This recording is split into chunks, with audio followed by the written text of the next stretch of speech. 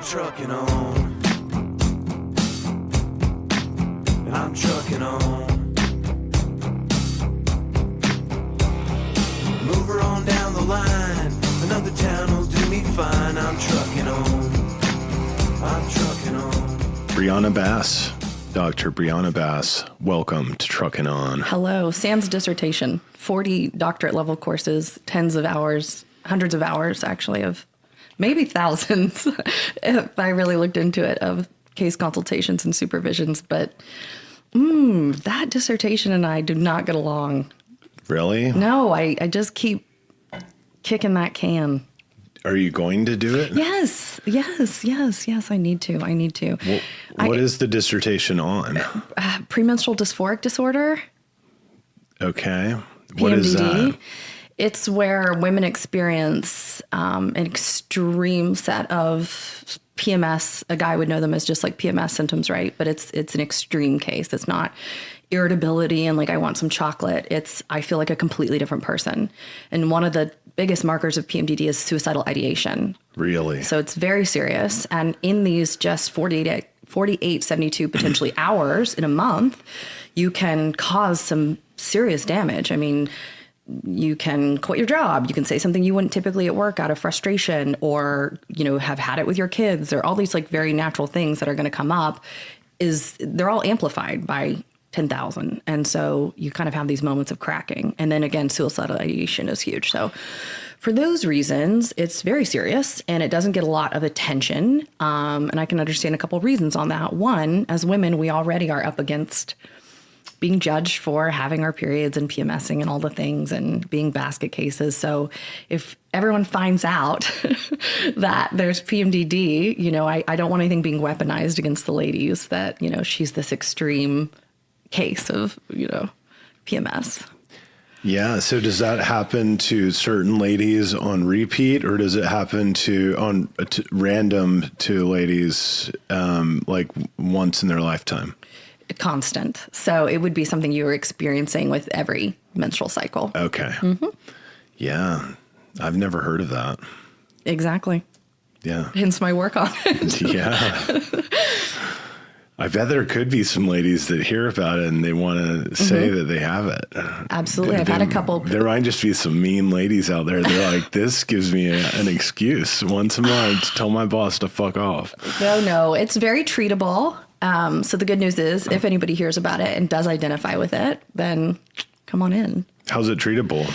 You can do really just a SSRI, which is a selective serotonin reuptake inhibitor, which is just a mood stabilizer. That's really all it takes to kind of balance you out. So the good news is a very low dose and medications can absolutely curb PMDD. But the most powerful part of it all would be just the knowledge that you had it, because you feel crazy. You feel. Imagine if you had bipolar and you had mania episodes and depressive and you had never heard of bipolar before and then you got diagnosed. It changes everything. Just simply the awareness. You'd be like, I am experiencing mania. I am laying in my bed rotting. I'm in a depressive state.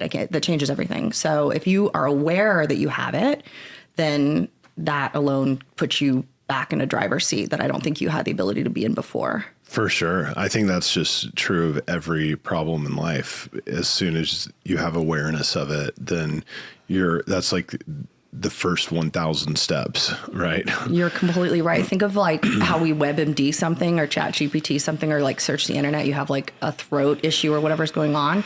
Once you feel like you like figured that out, it changes everything. Even though nothing actually changed, you just feel so much better. Yeah. That's cool. Yeah. You're my first psychotherapist to have on the podcast. Would I call you a psychotherapist? Is that right? You can call me a psychotherapist. My highest title would be I'm a board certified clinical sexologist, but I am not going to have you say that. You're definitely the first sexologist I've had on here, at least licensed. Yeah. No, I am definitely licensed. And back to the whole, 40 PhD courses to get that title. So that's cool. I hope people aren't out there saying they're sexologists. But anyways, but yes, I really am one. And so, but don't call me that. I'm just going to call you Briana. That'll work. Okay.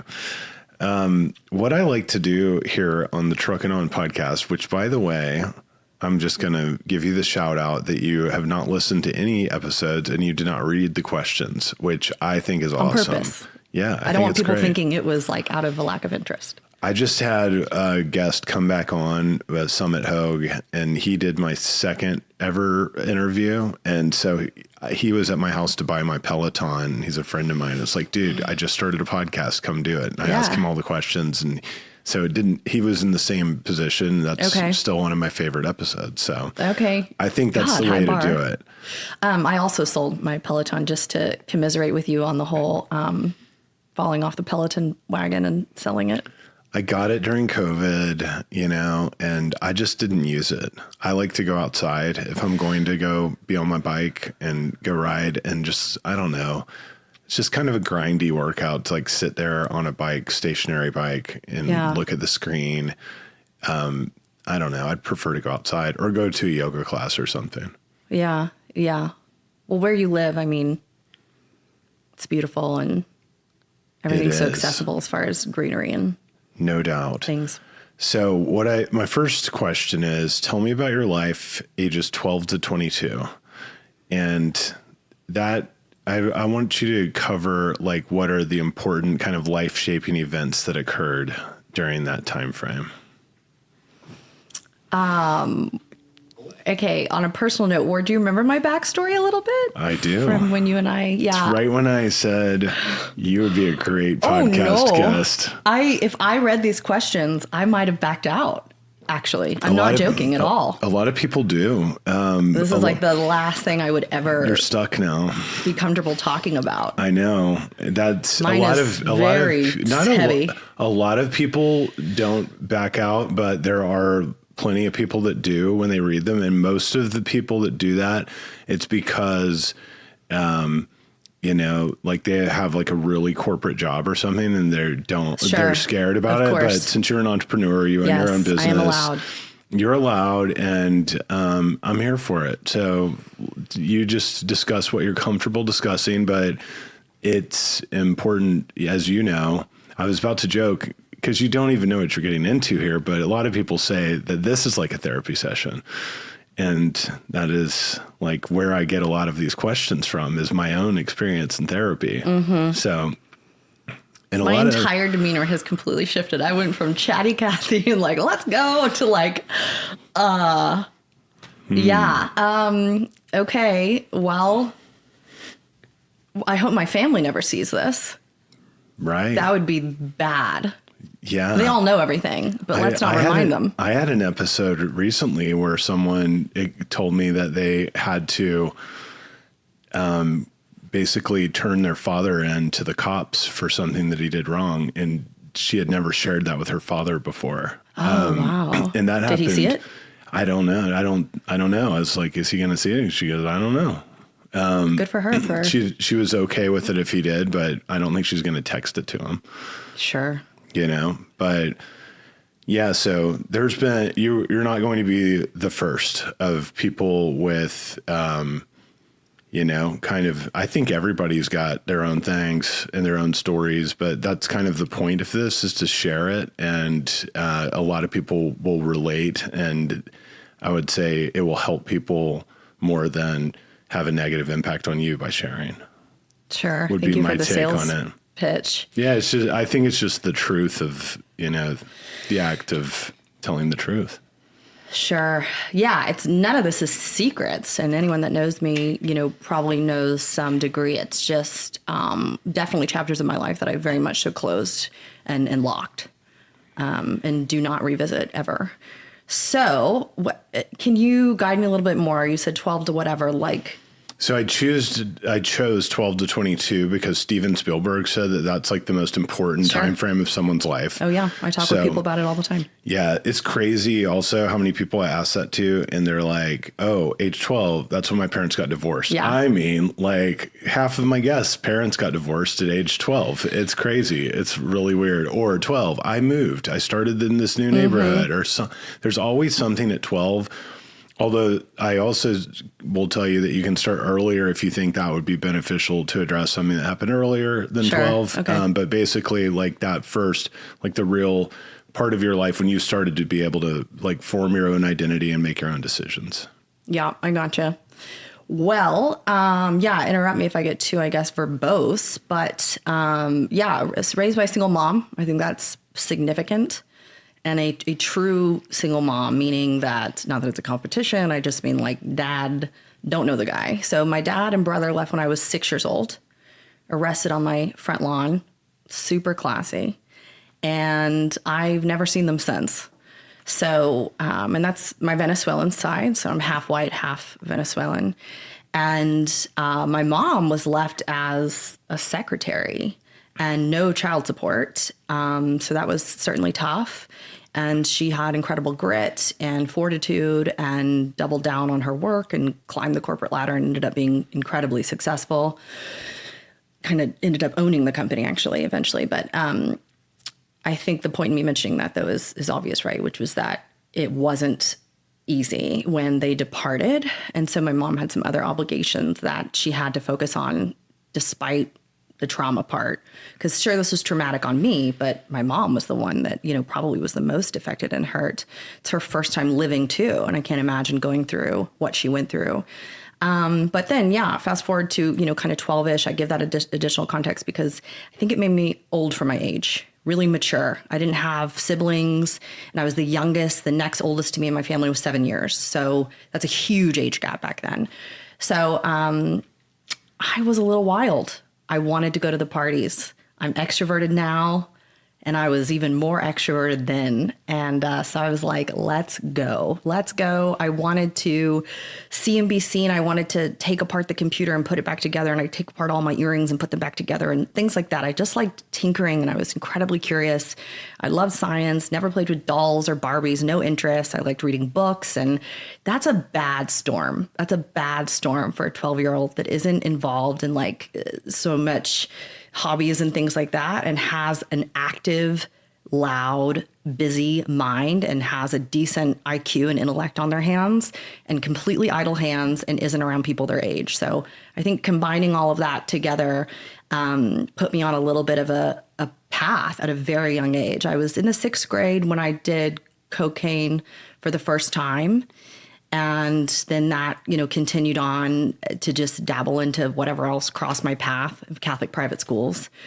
And then I was 16 when I went to inpatient treatment, and I am the longest inpatient treatment center person that I've ever met. So tell me if you know anyone that's ever been to treatment longer. I was there for 18 months and 4 days. That's pretty long. Have you ever heard of longer? I went for 3 weeks, so right. I'm on the short side. 21 days, some people get to 60 or 90, right? Nope, a year and a half and 4 days. And do you think that was because your mom just wanted you to be somewhere where you could be watched, or was it because you think you needed it for that long? Neither. I think it was the treatment facility keeping people for a very long time for money. Yeah. Money. So when I went to rehab, I was warned by my friend who had just gone to the same place, InterHealth, great place, by the way. But he's like, remember, they're a business. And when you go in, and I was an adult and I was checking myself into rehab proactively, right? Like it was not because something crazy happened or the court was ordering me to be there or my parents were sending me or whatever. So he's the one that told me. He was there for 30 days. He's like, dude, all you need are 21 days. They're going to try to get you to save for 60 days or 90 days, and they're going to try to keep you there for as long as possible. They're going to try to get you on as many drugs as possible and sell you on all these little bells and whistles that they can sell you on. So I went into it like super conscious and aware, like that this is a business, but like all things, they're also really good at what they do. So there's things to take advantage of, and there's just things to be aware of. But yeah. I remember seeing a kid that was there when I was there, and he was so pissed off because his parents were just like leaving him there. And he was just like yelling at the people. He's like, fuck you. I want to go home. It's like, fuck you, Dad. Yeah. I saw that happen like to this kid, and I got it. Like his parents are like, sorry. You're just staying until they tell me you're ready to get out. Yeah. And they'll just be like, well, probably needs another 6 months here. Yeah, 100%. Wow. That's, so how was that experience? That was the worst experience of my life. And any of the girls would probably say similar. Some don't. I think that's a coping mechanism. I've actually had very deep conversations with them about that and how my memory of something will be different than hers. And I believe that that's her ability to cope, and she should be insulated and protected and stick with those memories if that's what she can. For example, a type of conversation that me and the girls and I have had since, it was very different than what you were describing as far as, the parents didn't have access to us. So it was about 9 months, I think, before I spoke with my mother. So even had communication, which is wild, right? We're hearing this today and we're just like, how is this even legal? Well, it's not. But the center was calling all the shots and playing, puppeteer with everybody. And so they would have the conversation with the parents. And so whatever they say was Bible, was truth, right? There was nothing else to sort of curb that or filter that through. I wasn't consulted. That under 18 demographic in this center, it's like you have no rights at all. You are hardly human. So it's more like a prisoner type of situation. Were you in a group, like a dorm room with multiple people? Or yes. Okay, yeah. Yeah, we were in a house on a farm. So lots of goats and cows and 7 dogs and some other animals that I'm forgetting right now, whatever came across the way. And we were in this house that was in the middle of nowhere. And they said that the reason why it was so remote was so that people couldn't run. If you ran, you're going to get caught. There's nowhere to go for miles. So yeah, there's not even like dense woods or anything like that you can kind of like camp out in. Did you try to run away? I never did. And most of us didn't. I remember 2 girls while I was there did try to run, and it was a nightmare for them. So no, I knew that was dead end. And how they kept you in line and check was anything you did, they had the ultimate currency, which was another tally mark on the days that you had to stay.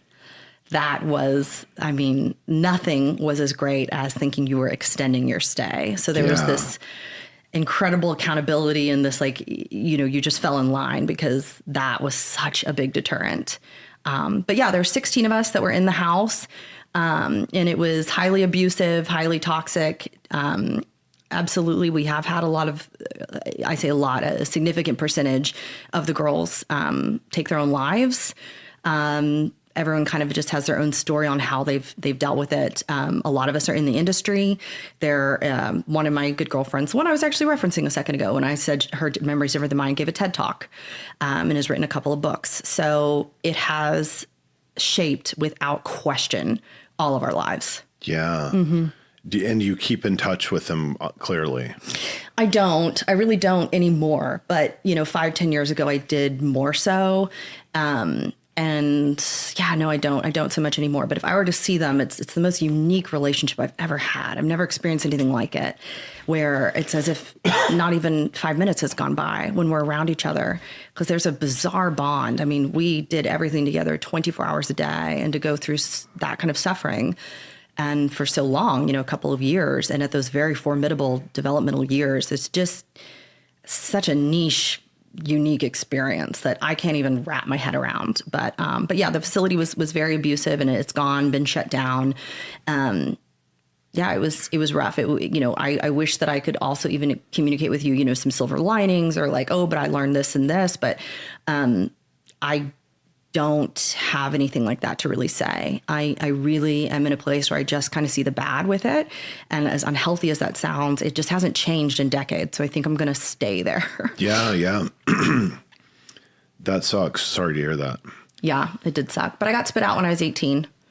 And were you like going to school while you were there? Did you like sort of graduate from rehab high school? Yeah, they had us in school while we were there. And like, this is why, like, if I heard my story, which I'm going into like a 1% of the detail, it sounds truly unbelievable. I would think I was exaggerating, embellishing. Like, for example, there's this one lady, her name was Miss Schrader. She's dead now. She was our teacher for all subjects. That doesn't make any sense. And some of us are freshmen. Like elementary school. Yeah, some of us are freshmen. Some of us are seniors. Like very different. Some person should probably be in trigonometry. Some person should be in algebra. Like, didn't matter. It was ridiculous. And this place cost hundreds of thousands of dollars. It was very, very, very expensive. So, yeah. Oh boy. I don't know what to say about how I got lucky in the intellect space. Like, because kind of missing a high school education should be important, but perhaps it's that I didn't learn history or math, but I learned what someone would in 20 years, amalgamate of psychology. We're talking about human behavior. God, 24 hours a day, we're talking about human behavior and what so-and-so's thinking. And we're just in group sessions all day long or talking with one another, and we're aging at the speed of light, right? We're like 30-year-olds in these 15-year-old bodies because of this environment. So, but no, I couldn't place the countries when I came out of there, but I could probably tell you about the brain and why it fires the way that it does. And here we are. That's right. Mm-hmm. What'd you do when you got out of there? Went to college and got bachelor's of science there. And then, yeah. Were you still like partying and stuff when you got out of there and went into college? You were just. Yeah, I was in AA forever. I was in AA for, oh my gosh, 4 years probably, which serves me really well today because anyone in AA I know intimately. The steps, big book, I can talk the talk. So for clients that are sober in AA, it's really nice to completely understand what they're saying and some of those reference points. And like I'll talk with people about steps and stuff like that, even though, you know, I'm not an alcoholic, I'm just not, but I can definitely understand you know, the logic behind the steps. And I'm a believer in AA for the record. Anyways, went to college. Yes, I, you know, partied and stuff like that. It looked pretty normal. Kind of, I was in a sorority. It was sort of what everyone else was doing. Where'd you go? OU, University of Oklahoma. Okay. Bachelor of Science there. And wanted to go to med school after that. And then that got derailed. I had some internships at Oklahoma Neurosurgery Institute and another neuroscience place. I can't remember. Had some internships kind of building up my CV so I could better apply to med school and stuff. But then all of that went out the window, totally derailed because my mom, and remember single mom, right? And I'm the only child. So, yeah, she got diagnosed with, it's considered a terminal illness. And that just flipped my world completely upside down. I mean, I don't even know what taxes are, you know, and I was like 23, I guess, or something. And I'm just an idiot when it comes to like the real world stuff. Because not only that, I didn't go to high school with everyone, right? So I was just in this little ecosystem, this little bubble. Yeah. So I had this like incredible amount of knowledge in these subjects that people don't learn for decades, and then just had nothing in these like life skills. Right. Yeah, areas. So, yeah, my mom was in the emergency room in the hospital all the time, and that became our lives. She ended up wheelchair. I mean, it's crazy. This woman running the show, she was ballroom dancing. She always complimented everywhere we go and how beautiful she is and all these things. And so she really was just this full embodiment of just like doing well in life. And then bam, like a train, this disease hit her, which was renal kidney failure. Oh, gosh. Yeah, so super aggressive kidney failure. And we dealt with that for several years. I mean, we were looking at wills. I mean, I was doing these big girl things again, finding myself in this incredibly mature, way older than my age sort of position again with life. Did that happen because of high blood pressure? No, my mom's very thin. Her blood pressure was great. They weren't ever able to identify a true origin and ultimately said it was autoimmune. I have a personal opinion on it, though. And I've had a lot of time to sit with this, and I will say my mom 100% agrees with me for what it's worth. So I feel like the efficacy of like, okay, this diagnosis that I've come up with and like, does this have legs and is it real, is cortisol and stress. So yeah, my mom and I both believe that her body kind of turned on itself because her immune system was always just in chaos because her stress was so high. She was working just around the clock and kind of was all about that and just lots of plates spinning. And that's kind of her baseline. And it caught up with her, I believe. Yeah, I'm a big believer in that, just causing all kinds of disease. Yep. Yeah, I had a guy on here, Larry G, who's an amazing artist here in town, and he had that same thing, I believe, through high blood pressure. Just undiagnosed, didn't go to the doctor, had high blood pressure, and that can cause that as well. Oh, okay. I didn't know that. He just had a kidney transplant. Did she get a transplant? Yes. So I believe, don't quote me on this, it's like 11%, 14%, something like that of kidney usage left is mortality. And she was at whatever that percentage is, somebody else Google it, but she was at that percentage. And it was about 11 o'clock, 10 o'clock at night, got a phone call that there was a transplant.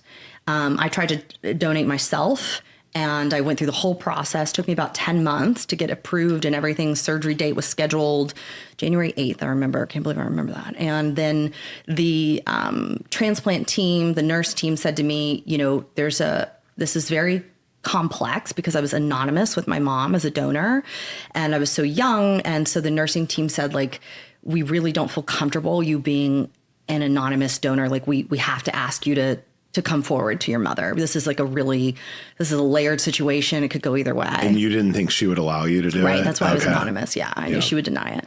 So I called my mom, and my mom would talk to me about this angel that's come forward and this anonymous donor. And can you believe that someone would even do that? And it was me. And so I, called my mom and said, I have something to tell you. I'm the donor.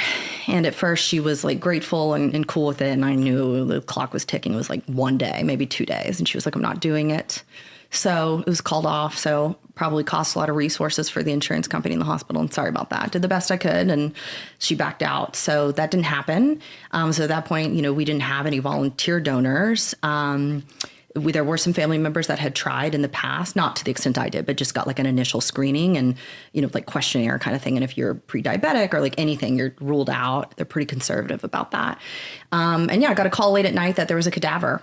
And from our understanding, or not from our understanding, the facts are it was a little boy. I'm going to say between 4 to 6 years old.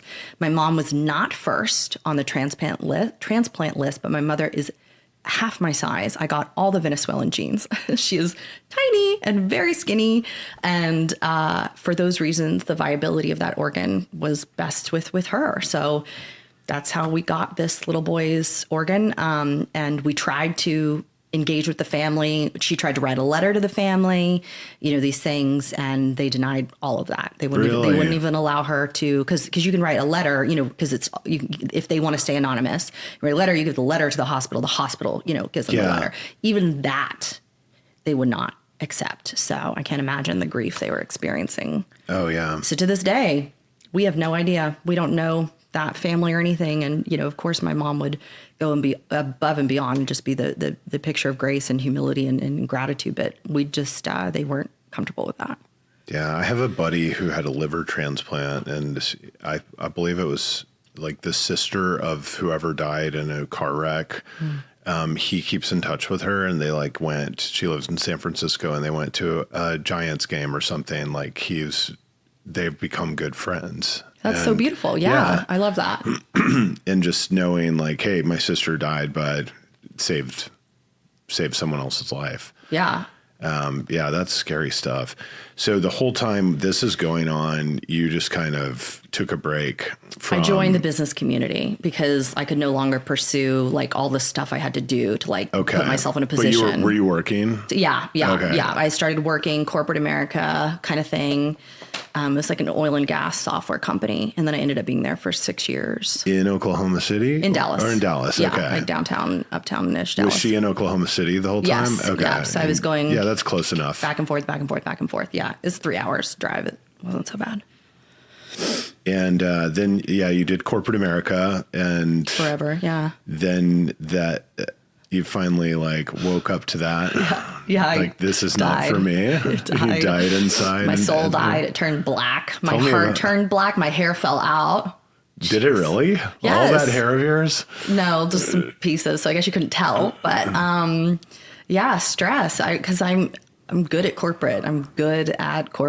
I one of the most organized people I know. I'm on top of stuff, right? This insatiable appetite for consuming information. So it's okay, I don't know the answer to this. Well, let me go figure it out. So it's pre-ChatGPT and things. So I do it. You're a dream worker for corporate America. Yeah, I can be. If I'm in the right seat, I can be. And I also believe in all that stuff that people just need to be in the right seat. But that's a boring conversation. But yeah, Rose, the rinks there, whatever, and God, it was so bad. It was just so bad. And I just thought, you know what? I gotta stop. I have got to completely reinvent my life. Did you have to go to the office? Mm-hmm. All of COVID. No working from home during COVID. All of COVID. If that says anything about the corporate environment I was in, we never, ever worked from home. Really? Never. We were in office every day during the entirety of COVID. So what catalyzed the decision to become a sexologist? Well, I have my master's in clinical mental health. And a couple of things. I know this isn't sexy and this isn't what I need to come, I guess, but the truth is supply demand. Can I say that? Yeah. I was like, I'm still a business girl at heart. And I was like, this is like lifetime job security. Everyone needs it. Like, despite your mental health, right? Or if you, whatever, like this applies to 100% of people. And there was some reprieve I got in that. I really liked that. I liked the fact that like there was a need, and then being in Dallas, I felt like there was even more of a need and a lower supply, maybe not a higher demand so much, but it's still very taboo here and all of those things. And, we live in a very conservative city, generally speaking. And so, I think that that's a good little niche to fall into. And so that's the direction I went. Yeah, it seems like it would be a good niche. Mm-hmm. Yeah. But yeah. It's like owning a funeral home. Right. They're never going to go out of business. Right. Yeah. Yeah. So you went to school. You did get married during all of this? Oh, yeah. I forgot that part. I was married for like 10 years. Totally forgot that. I got married when I was 26. I was married for 7. We were together like 10-ish years, 11, something like that. Met in college, met at OU, and then got divorced after being married for 7 years. And that was due to addiction. It's just everywhere I go. It's everywhere. I told you, I think everyone's addicted to something. Yeah, we had a debate about that. And I disagreed with you of myself because I don't think I'm addicted to anything. I thought about it. You know what I think know. you're I know. You to? told me. You told me. I don't want you to say it on the podcast, but you told me. And I disagreed.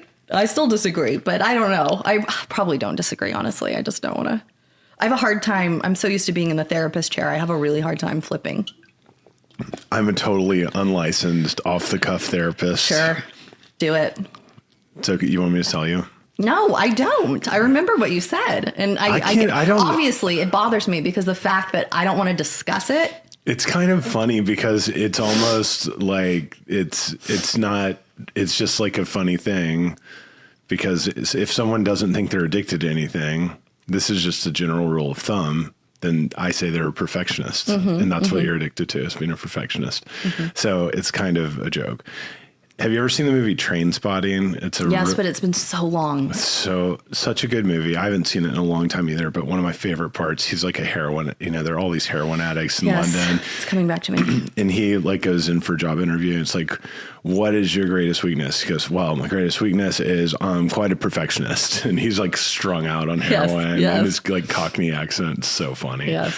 But anyway, but I think that's a good, like if you're gonna, like I do feel like you really are conscious of addictive tendencies in the extreme and are careful about it. Like you share with everyone what your like work-life balance is, because I think it's pretty amazing. Like how you've set, because you left corporate America, you're getting burned out.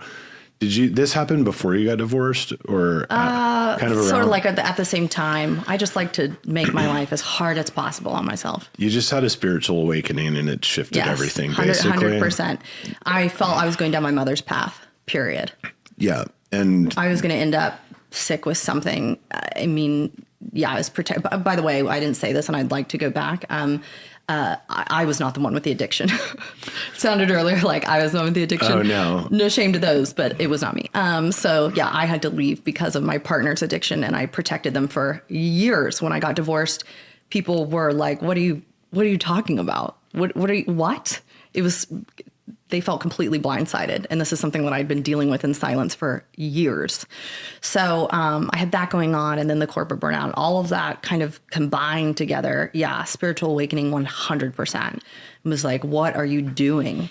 There's so much shame around addiction. Like, I had a friend recently pass away from liver failure, and everyone was like not talking about what happened. And I was really confused how he died, because he was like 45 years old. And I called one of his friends, and because I heard through the grapevine, like, yeah, it's from alcohol. It's like, really? And, you know, I'm a big advocate about alcohol addiction and awareness about it. And so then I called one of his friends. He's like, yeah, that's what happened. And I mean, he basically like drinking his way to the hospital while he has cirrhosis of the liver. And like, still, he was lying to people about it. He felt so much shame around it. It sounds like all of his close friends and family felt so much shame around it. Nobody's saying this is what happened.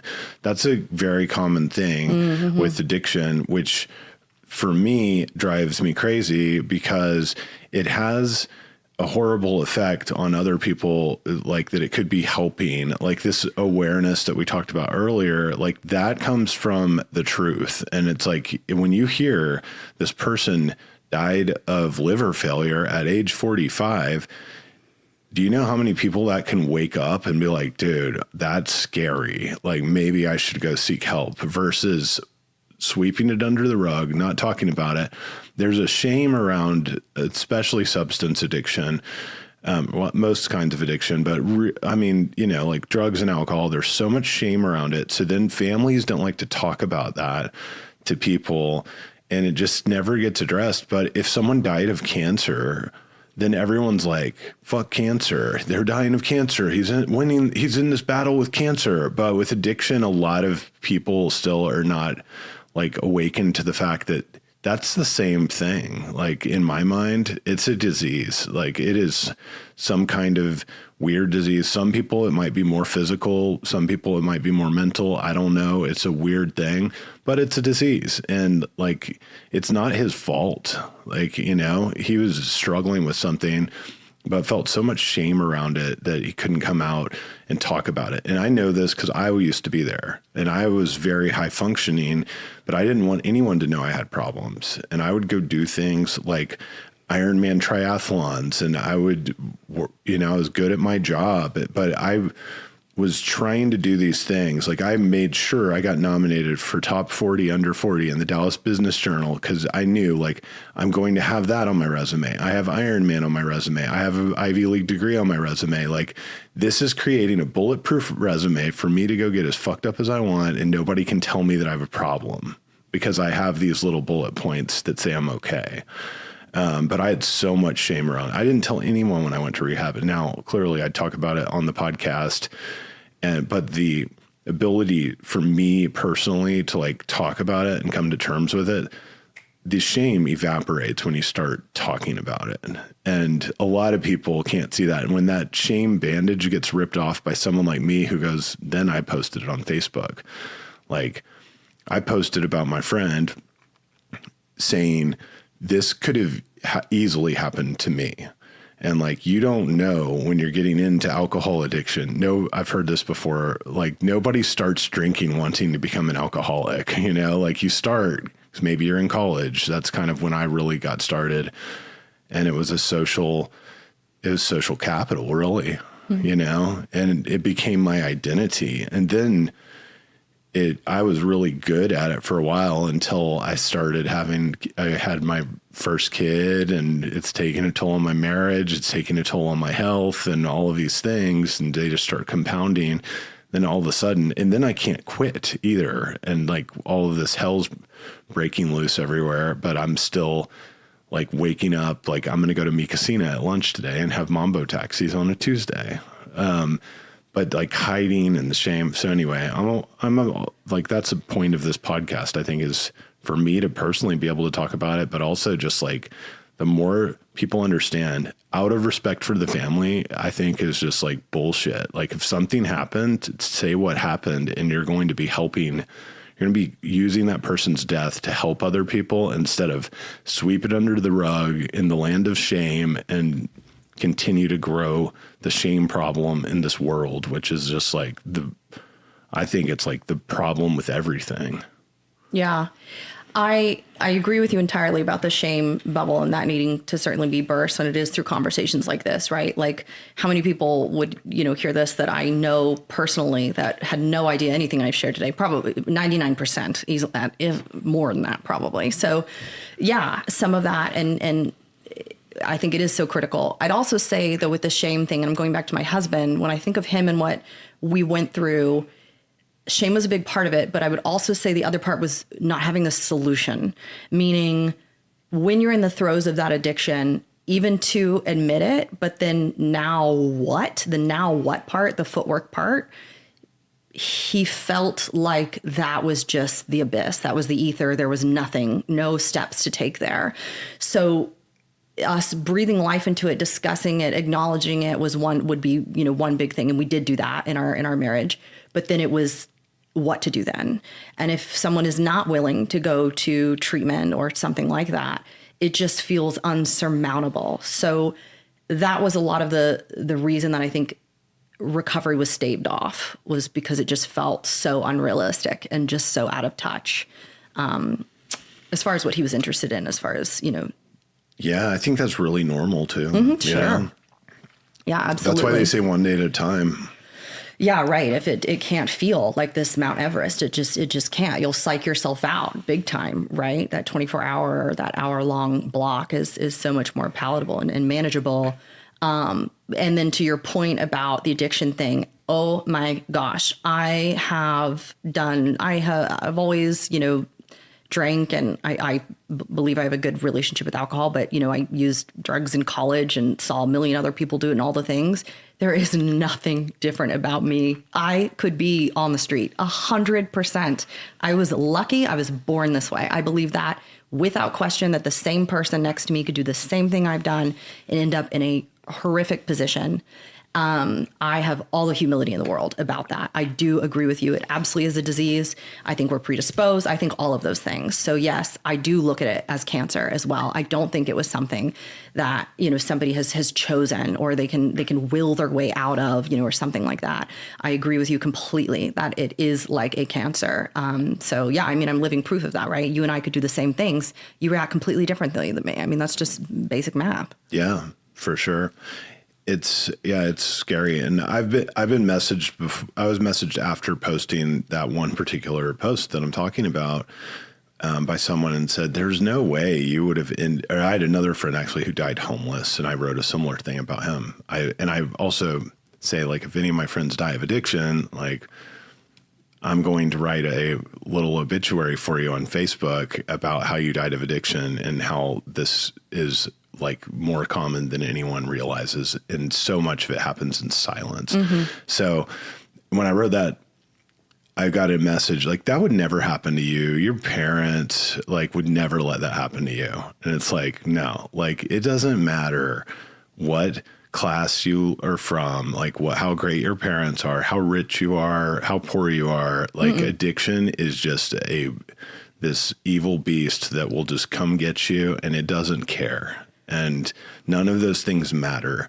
And my parents were probably as big in denial that I had an addiction problem as I was about it. And I would drink in front of them. I wasn't really hiding anything, but because of all those other things, especially the really high functioning people, that's who I really relate to. And I have a lot of friends that are like that too. And that's the most dangerous. When you're making a lot of money and you're able to keep up appearances and able to wake up in the morning and go to work, but you're still drinking yourself to death at the same time, it's a weird little world that you're living in. And that was my social circle for quite some time. And it's sad. And then you get out of it and it feels inescapable, like an abyss, like you were saying. I was thinking, this is my identity. I'm going to go down as a legend, and this is the way I'm going to live, and I might die an early death because of it, but when I die, everyone's going to say, he worked hard, he played hard, he was so cool. And I had this, sense about myself. My friend who died homeless, he was in a homeless encampment, like FaceTiming a mutual friend saying like, look at my new tent I got. Can you believe it, man? I don't have to live within the system anymore. And he was like psyched to be homeless. Like, this is what addiction does. It makes you think things that your behavior is cool when it's totally not cool. Right. Yeah. And there are different levels of it, but anyway. Yeah, no, agreed. We're on the same page about that. And I consider myself and all humans to be just one tiniest little hair of a line away from one another as far as this is concerned. Yeah, it's crazy. And it does not discriminate. But I work with a lot of my clients, right, on not picking up the rug and brushing things under, because the weakness that you give to something just by discussing it is huge. To say out loud, I think people in therapy, right, especially with the demographic of people that I work with, they want solutions, to-do lists. Let's go, give me homework. How do I implement X, Y to get Z? And I have to be like, bad news. Doesn't totally work like that.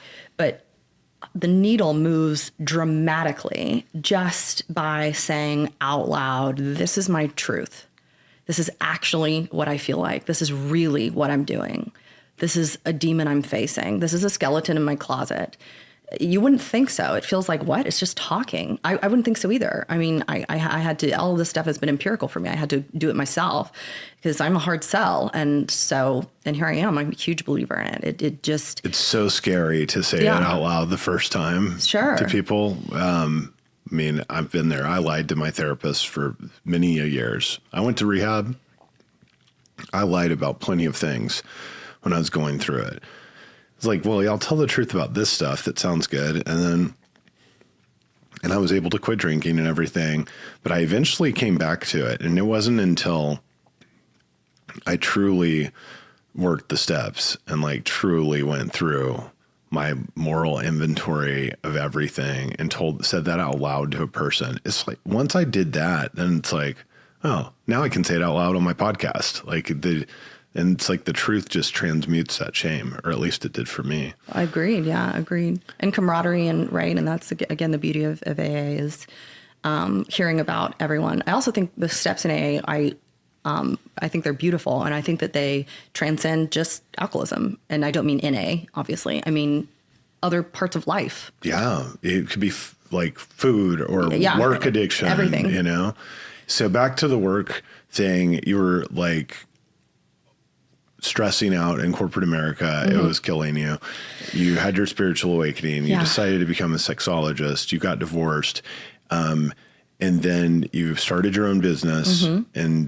But you live a very balanced life for being an entrepreneur and a business owner. So do you want to talk about that a little bit? I think that's cool. Yeah, I do. I really don't mess around with like taking work home with me or people's problems. And, I can listen to someone talk about rape or sexual assault or porn addiction or a crisis that they're going through in their relationships, or worse than any of it for me, I identify with them. It's really hard when I have a client who's going through divorce or something and is in the throes of something I feel like I have, faced. It's going to bring all of that up for me. There's going to be some countertransference.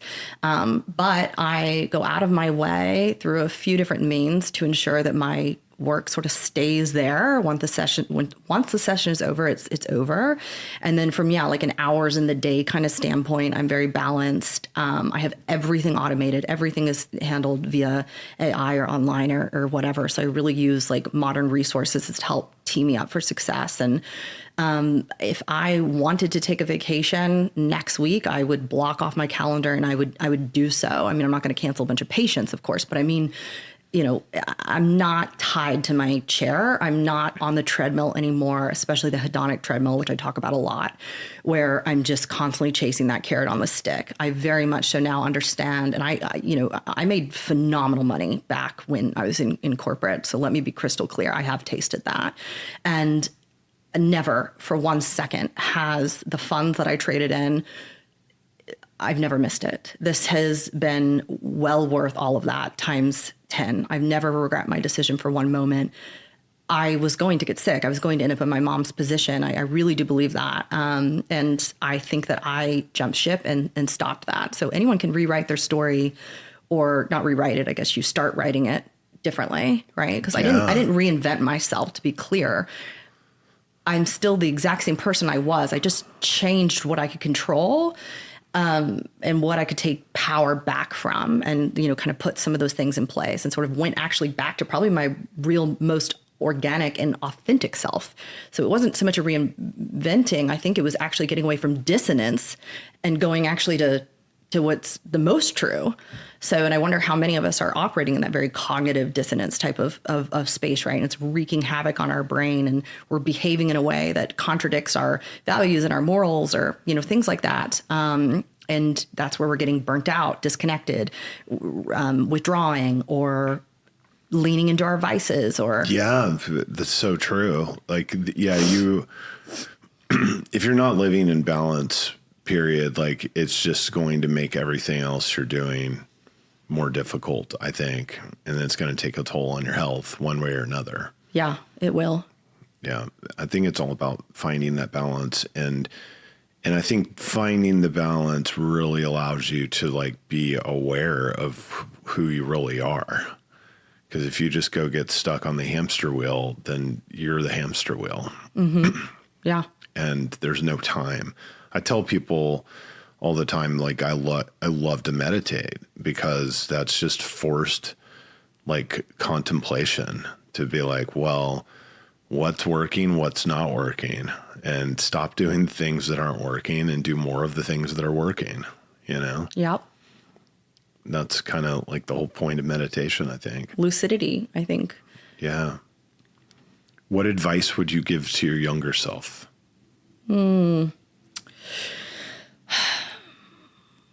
Man, that poor kid. Yeah, I'd probably tell her to stop doing everything alone. Stop doing everything alone. That haunts me to this day. I get asked that all the time, right? Like, what's my hang up? What's your flaw? And it's always that. That's always my answer. It's the truth. Yeah. Do you still do that? Stuff alone, or lean, yes. I lean hyper independent and a little guarded, you know, struggle with vulnerability, things like that, you know, trusting with abandon. Those are all things that feel unnatural for me. I literally lived for, you know, especially the 12 to whatever. I mean, you know, we only went over a small percent. But you could understand someone in my position just couldn't afford to live like that. I had to be in sort of a fight flight, but in the fight one. And so today it's something I've done a ton of work on, and I've made incredible progress with. But and it served me very well. It's probably how I was able to survive all those things and the divorce and all that stuff, right? And be gritty and get so many degrees and those things. But yeah, it definitely doesn't have its place, though, in a lot of other areas of life. Forming deep connections with people, stuff like this, like, you know, so. How do you find cocaine in 6th grade, by the way, speaking of your younger self? Catholic private school. Really? That seems like not the place to get it. That's the exact place to get it. Really? Yeah. That's why I don't know. I didn't go there. Yeah. Yeah, because you would think not. But what, another 6th grade student had it? Or did a nun have it? They must have. It was not a nun, and we didn't have nuns, but we did a priest. I don't remember, to be honest with you. I don't remember. And I think I had alcohol before I ever had that. I just shared that to, like, get everyone, like, to understand what I'm talking about. Yeah. But I had drank before that, which was just like mom's liquor cabinet, you know, kind of that standard stuff. Or is it standard? I don't know. Maybe just like how you were saying, how you catch yourself, like, freely talking about your addiction. Well, I resonate with that, because I literally talk to people all day about their deepest depths and all these things. So I will catch myself in a normal social environment being like, Briana, you cannot say those things. Like, TMI. Because it's like my everyday. If you were in finance and you just naturally talk about money or the stock market, same thing. Only I'm used to hearing about people's addictions or whatever. And, you know, so we're just talking about that at 11 a.m. on a Tuesday. Yeah, I definitely probably, like, make people enjoy their dinners less when I'm going to, like, these steak dinners, and I'm sitting here talking about alcohol addiction. Like, as everyone's drinking wine. Yeah. Well, you know what happens? I order, like, a non-alcoholic beer, and then it's like, oh, you don't drink, and then, oh, don't get me started. Like, I have to remind myself that God gave us 2 ears and 1 mouth for a reason. Sure, yeah. And just the point can be made just by drinking a non-alcoholic beer. And like, I don't drink. I don't have to explain to them why I quit and how I quit and the great things that have happened since I quit. But I have a tendency to do that.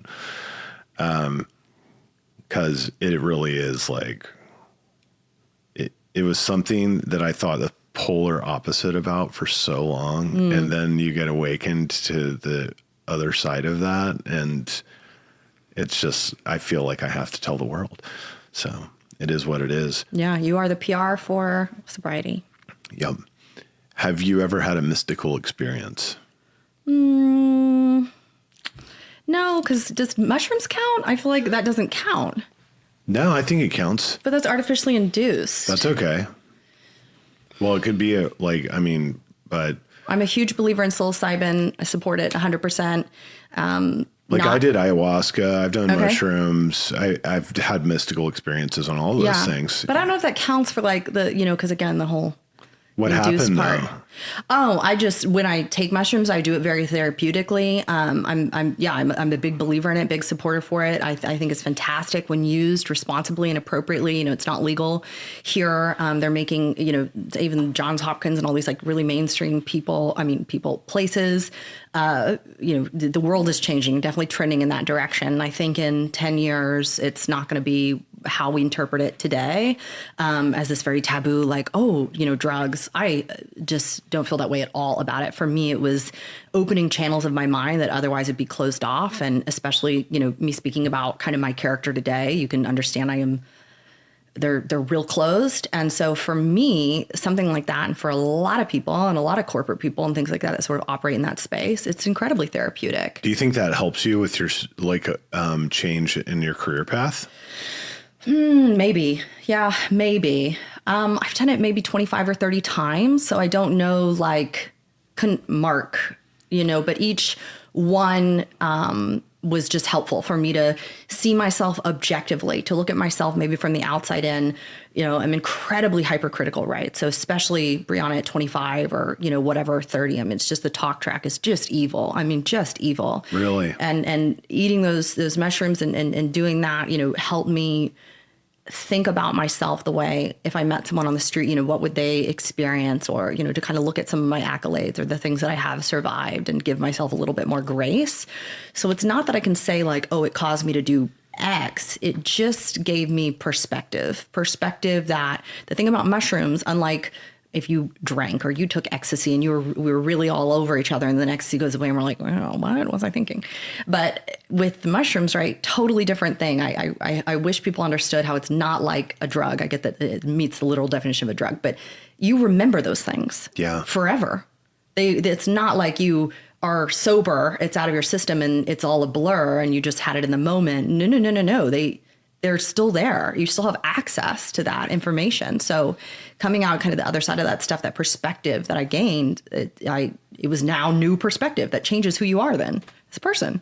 Yeah, I heard that going into doing mushrooms the first time, that this can have a permanent lasting effect on you, right? And I just wasn't thinking about that really. I was like, whatever, I'm going to do mushrooms. And then what happened the first time I did mushrooms is I recognized my own mortality, which was my senior year of college. Exactly. And it was like, whoa, I just saw the world differently. Like, oh my God, I'm going to die. I'm actually going to die. Yep. And it wasn't really scary. It was just this shift in consciousness that occurred.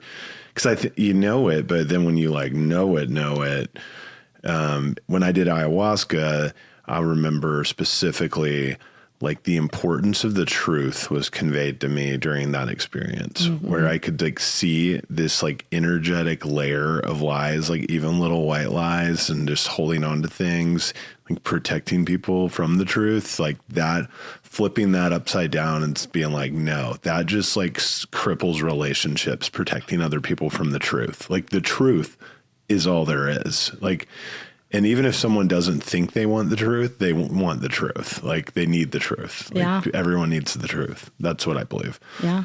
But those are definitely I would say mystical experiences that occurred through taking psychedelics. Right. So I think that's the great thing about psychedelics is they force them to happen. I I think they can happen if you are living a balanced life and you do breath work and meditation a lot. They'll happen with almost like the same reliable frequency as it will with psychedelics. But if you're living, drinking all the time, partying, like not living in alignment with your soul's purpose, I'd say, then you might need some psychedelics to induce them. But I think it becomes easier, like the more you kind of find like your true path that you're supposed to be on, and you're being your true self, and you're telling the truth, honoring commitments, and living life like so that it starts flowing properly instead of grinding.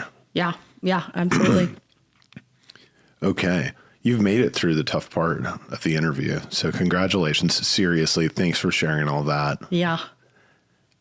Your story will help someone out there. I can tell you that. It helps me listening to that because we're different, but we have a lot of commonalities and as well. Which is crazy, right? We always talked about that, how we had a bizarre amount of commonalities, but maybe you feel that way with people you meet because that is maybe who you attract. I don't. So for me, I was like, whoa, that is wild because we are cut from very different cloths and we have very different backgrounds, yet shared a lot of similar mindset and sort of approaches to things. Yeah, I agree. What's your morning ritual? Oh gosh, so embarrassing. So embarrassing.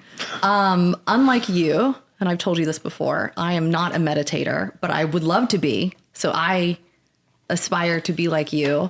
I'm still too green, where that head is like to-do list, or burden tree. Oh, what's, the dog doing? I don't know. So it's a skill I need to certainly hone.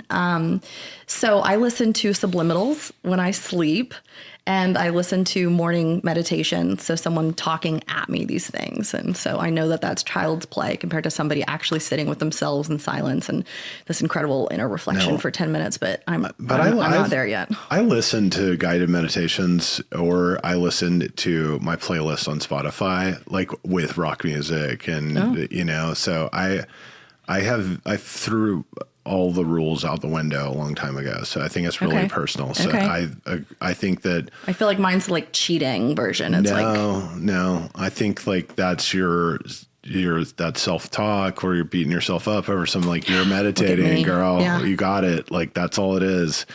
Like however you get there to where you're in a place of like stillness, and I don't sit in utter like silence and stillness. That's hard I actually think like maybe I should do that more often, but I feel like I get so much from my current practice, but it evolves. I stand up, I do breath work and like Tai Chi movement, the majority of what I call meditation. And it's not like standard meditation, but they're like, I'm not a big fan of rules. So Sure. And other than that, it's skincare and typical everyone's morning stuff. Yeah. What is a book that you would recommend? Ooh. I don't love it that much, but everyone else does. So it makes me think I should recommend it because I'm the problem. It's called Untethered Souls. Oh, yeah. See? Do you love it? Love it. Oh, my God. What's wrong with me? Have you read it? Yes, Ward. That's what I'm saying. You just don't really love it. Maybe because I listened to the audiobook? Is that where I went wrong? Yeah, he has a podcast. That guy has Michael Singer, I think his name is. I did not dislike it. I just was not like hanging on every word by any means. What I love about it, I don't think I read it front to back, but what I love about it is the very beginning when he walks you through like how the human mind works. And it's like, well, I got to go get ready for my podcast with Briana. I better go over here and do this. I'm going to go get a water. I'm going to go to the bathroom. I got to take this work call. I'm going to have to text Briana and tell her that I'm going to be on the work call. I'm going to text Chris, tell him the front door's open and that Briana's coming, blah, blah. And just, you start tracking like all of the decisions and like thoughts that you have like in a matter of minutes, how ridiculously overwhelming it is. Mm-hmm. He does a good job of like painting that picture, where that's my unforgettable takeaway from that book is like acknowledging that voice and then being able to say, shut the fuck up. Yeah. And remember to do that. And sometimes it's necessary. Like in this case, it was. I was telling you earlier, my business partner just had a beautiful baby girl come into this world yesterday. My other business partners in Europe, I'm like covering for both of them. And that's a rarity because normally both of them are covering for me. And so I'm busy, but we're doing this. I'm not going to reschedule it. And that creates my mind having to work more than it normally does, but it's totally fine because it's like, but if I was having to like be juggling things like with this intensity all the time, then I would have to go hire people because then it's acknowledging like I will go bananas if I'm doing this stuff permanently. And that book is good about that. It's also like the law of diminishing returns, right? So like you start to cap out or you start to function in a way that like there's diminishing returns. For sure. Yeah. Or absolute burnout, right? Yeah. Or fall off the wagon. Oh, sure. Yeah. You know? Yeah. Like, yeah, if I'm going to do this, I'm going to have to start drinking again to ease that pain, even though that just makes it worse. And that's a whole nother thing where that mind really starts going.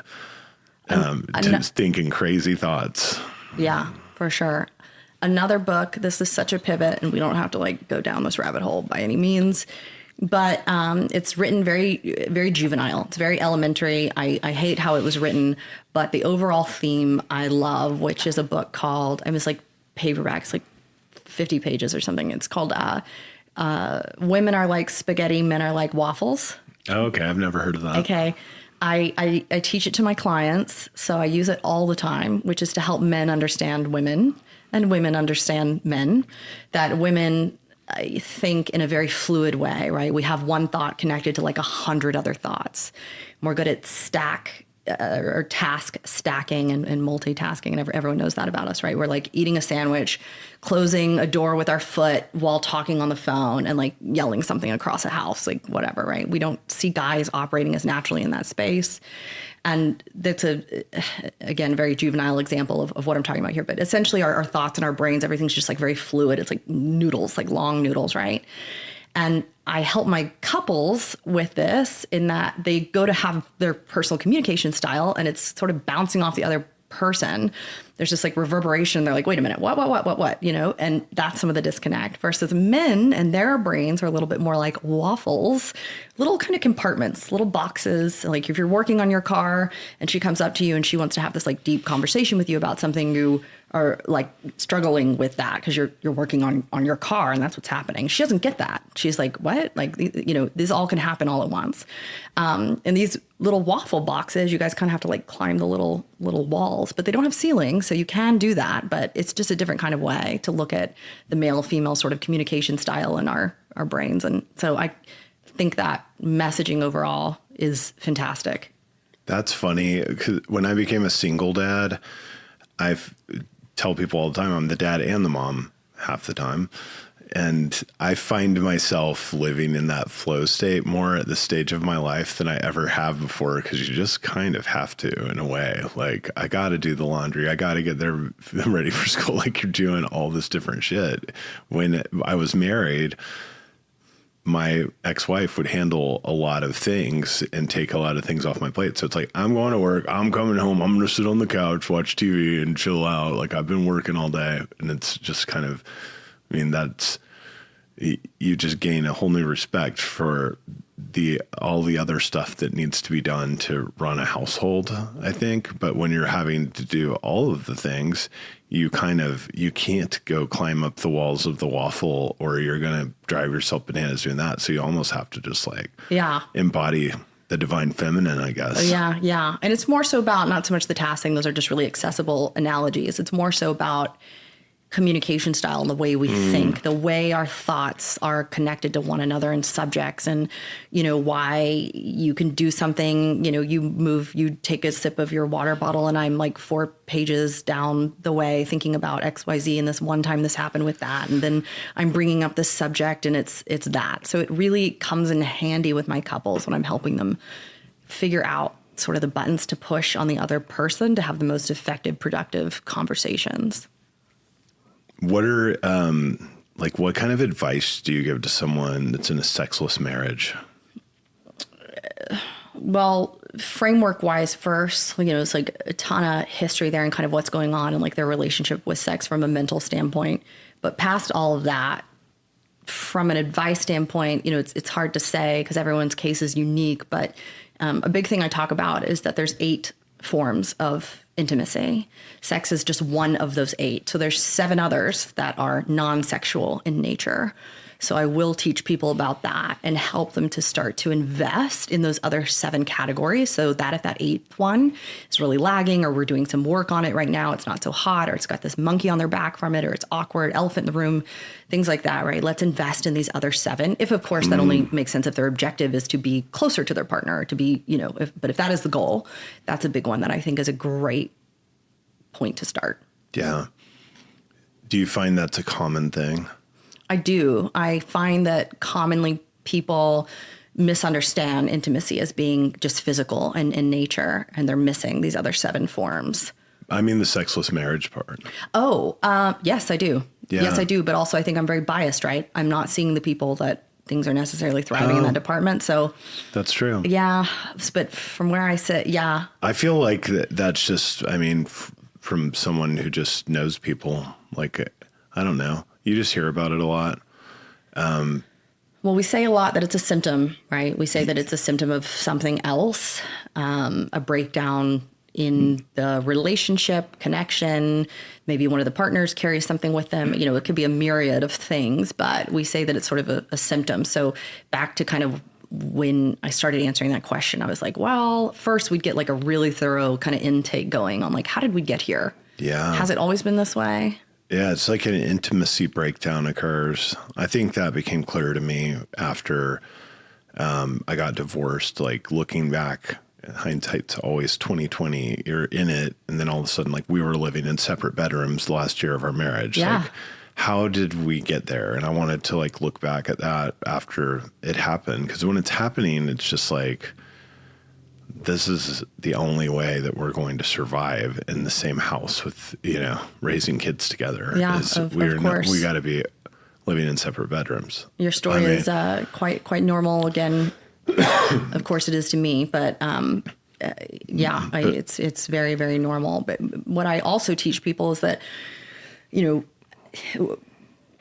men have sex to feel connected. I feel disconnected with you, whether we fought earlier or nothing even like that, just in general, right? To get closer to you, to draw you in. And so men will have sex in that regard or reach for their partner in a physical kind of way.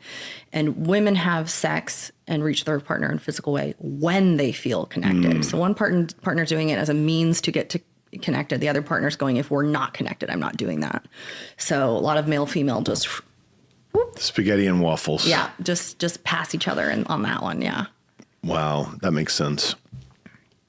Yeah, and I can almost just like the whole energetic thing of like telling little lies here and there, like that just might not even seem like that big of a lie oftentimes, but it does like chip away at that intimacy, and it compounds, I think, and slowly but surely it's just like anything else. Like if you eat donuts every morning for breakfast and you're in good shape, when you start doing that, like one day you're going to wake up and your clothes are not going to fit you. Yeah. And you're going to have to just turn that shit around. And that's almost probably easier to do than turn a marriage around that's been chipped away by, just not sharing your truth. And, because that doesn't just happen. I mean, sometimes it can happen overnight with some real big thing, but I think in general, it's just like these little things and just hiding yourself and kind of like withdrawing who you are around that person to kind of like in your mind thinking that it's going to help things, but it's really just destroying things. Yeah. What you're talking about is called classical conditioning, right? You know this from college with Pavlov and the dog. You know this with rats in a cage with like the dripper water thingy, right? It's just conditioning. When I hear the bell, I salivate. I'm having this sort of biological or like, automatic reaction to this stimuli, right? So when we're in a relationship and exactly, we're molding ourselves, we're pivoting, we're trying, let me get smaller because like this conflict is stressful. Let me try this on for size then. And you just kind of keep shifting and shifting and eventually you get to a place where you don't even recognize yourself. you're operating, you don't like who you are, you don't even know you anymore. You've lost the mojo, the spark, the light inside you has dimmed, and you've been operating in a place that's so incredibly inauthentic. And I see the beauty in that all the time. I see people that desperately just wanted things to get better. And so they thought, let me change. And both parties kind of do that. Now we don't even recognize who we married, right? That's when we hear that a lot. I don't even know who you are anymore. Yeah. So then the resentment comes out when that like awareness hits you, like what has happened to me. yeah, resentment or contempt. Yeah. Wow. That is fascinating. On another note, what's your favorite vacation destination? Oh, Japan. Really? I'm I really want to obsessed. go. Never Like been. I'm annoying about it. How many times I'm have you annoying gone? about it the way you are about sobriety. If someone brings up Japan, I'm like, what did you say? Let me just tell you everything I know and, just try to one up you and everything and educate you on how Tokyo is the best place in the world. And yeah, I love Japan. What do you like about it? Everything. Oh my gosh. I love the culture, the people. It's so clean. Everyone's classy, but they also still like have balance and like have a good time. Also, they have embodied like really traditional values that have lasted for all these generations. But then they also lean into like AI and technology, and they're going so fast in that too. So they've got this like incredible dichotomy of like old and new that somehow they have been able to sustain both. Yeah. In my opinion, better than any other culture. So absolutely love it there.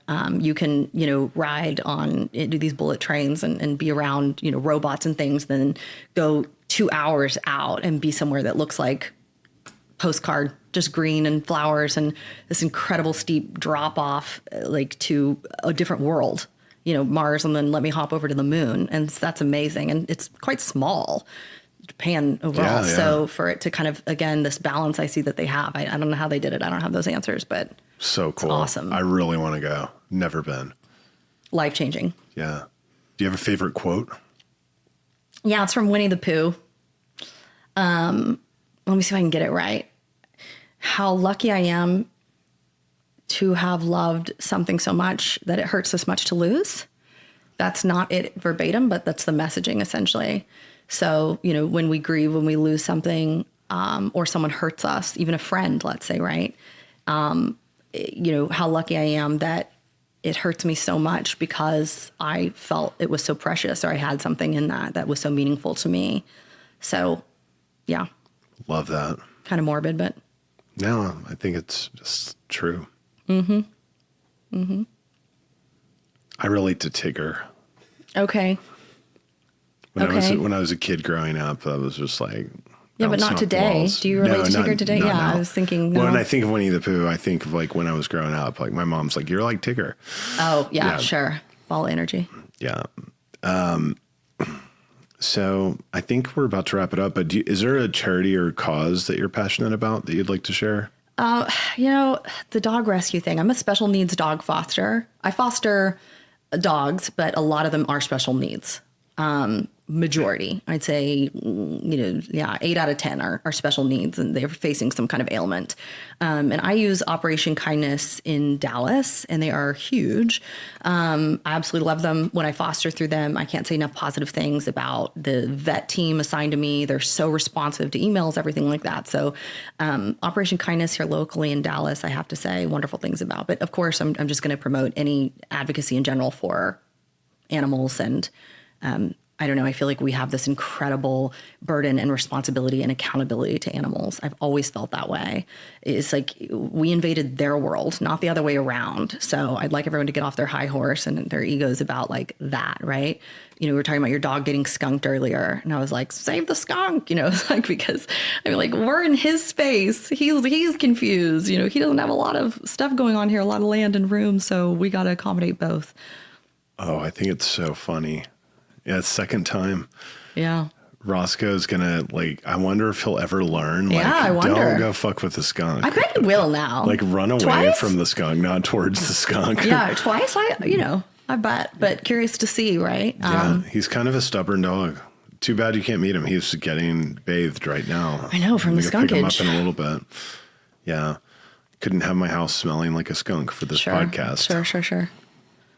Well, I'm one of the only people that probably wouldn't You wouldn't have have mind to cared. know. I've Yeah. been like, it's okay. Yeah. Dog's here. I have skunk shampoo now, so I Okay. would have even I always heard let like you. tomato juice, and is that all?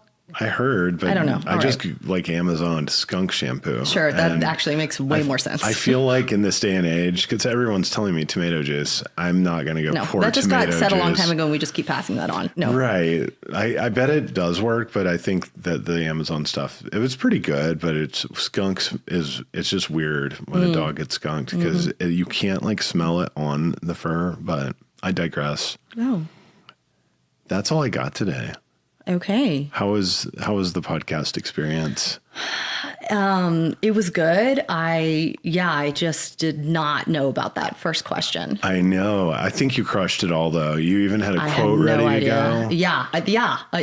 Thank God. Yeah. Thank God I had books and quotes. I don't know where that came out of. You did a great job. We'll have to do it again. Okay. Thank you, Briana, for You're very welcome. trucking on. Thank you so much. Peace.